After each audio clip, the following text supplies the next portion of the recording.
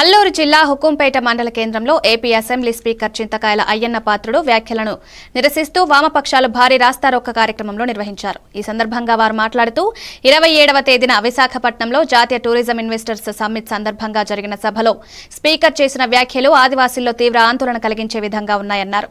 దీన్ని ధిక్కరించే అధికారం ప్రభుత్వానికి కూడా లేదన్నారు. ఇప్పటికే టూరిజం అభివృద్ధి పేరుతో పలు ఉల్లంఘనలు జరుగుతున్నాయని వీటిని వెంటనే అరికట్టాలన్నారు.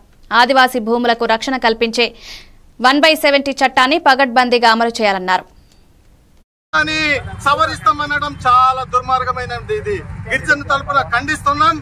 ఏదైతే ఈ రోజు హుకుంపేట మండలానికి వివిధ పార్టీలు, అన్ని రాజకీయ పార్టీలు, ప్రజా సంఘాలు ఈ రోజు జరుగుతున్నటువంటి నిరసన కార్యక్రమం యొక్క ముఖ్య ఉద్దేశం ఏమనగా ఈ నెల 27వ తారీఖు గత నెల 27వ తారీఖున శాసన సభాపతి చింతకాయల అయ్యన్న పాత్రుడు గిరిజన ప్రాంతంలో టూరిజం అభివృద్ధి చేయాలంటే, వాటికి పెట్టుబడులు పెట్టాలంటే 1/70 చట్టం అడ్డుగా ఉంది అని చెప్పి వాటిని సవరణ చేయాలని చెప్పేసి ఆయన చేసినటువంటి వ్యాఖ్యల్ని మేము తీవ్రంగా ఖండిస్తున్నాం.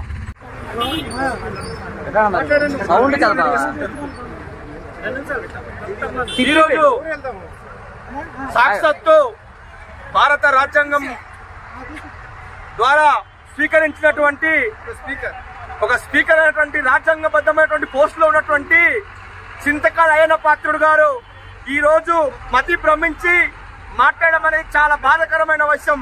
గిరిజన ప్రాంతంలో 1/70 చట్టం అంటే మా యొక్క జీవనాడి అని చెప్పేసి మీ ద్వారా తెలియజేస్తా ఉన్నాం.